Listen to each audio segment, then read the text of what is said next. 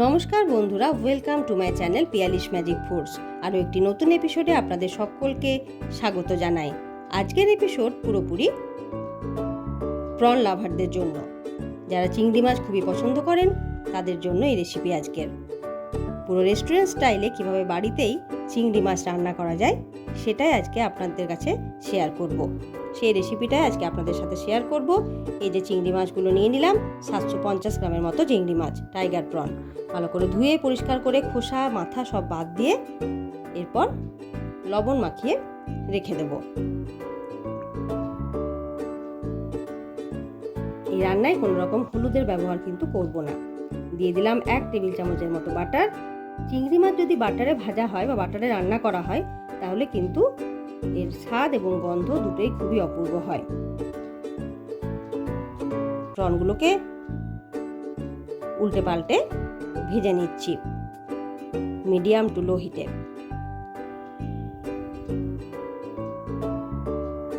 এরপর এর মধ্যে দিয়ে দিচ্ছি চপ করে রাখা কাঁচা লঙ্কা এবং রসুনের কুচি।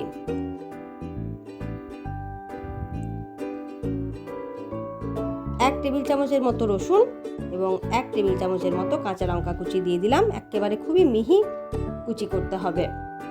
দিয়ে দিলাম একটা শুকনো লঙ্কা এবং দই হাফ কাপের মতো। পরিমাণ মতো লবণ দিয়ে দিতে হবে যদি আর লবণের প্রয়োজন হয়। এখানে আমার দইটা ফ্রিজে রাখা ছিল, ঠান্ডা দই ছিল, তাই আমি দইটাকে একটু জাস্ট মিক্সির বলে ঘুরিয়ে নিয়ে তারপর দিয়ে দিলাম। তাতে দইটা ঠান্ডার ভাবটা কেটে গেল। দেখুন দইটা কিন্তু আমার রান্নাতে দেওয়ার পরেও কেটে যায়নি। দিয়ে দিলাম দুটো চিজ স্লাইস এবং ব্ল্যাক পেপার, গোলমরিচের গুঁড়ো 1 চা চামচ।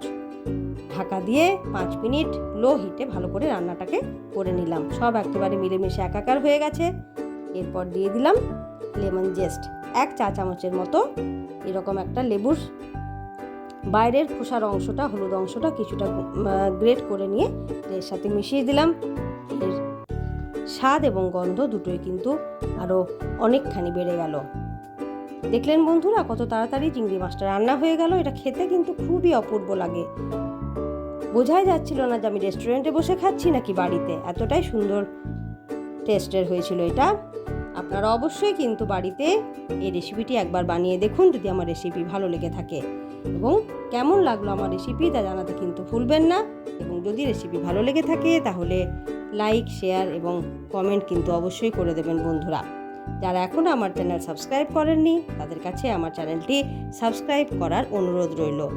পাশে থাকা বেল আইকন প্রেস করতে ভুলবেন না বন্ধুরা, তাহলে নোটিফিকেশান আমার যে কোনো নতুন ভিডিওর আপনাদের কাছে সঙ্গে সঙ্গে পৌঁছে যাবে।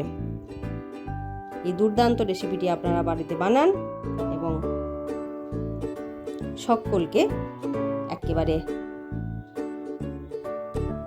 সারপ্রাইজ দিয়ে দিন রেস্টুরেন্ট স্টাইল এই প্রন রেসিপি। তাহলে আজকে এই পর্যন্তই। ধন্যবাদ।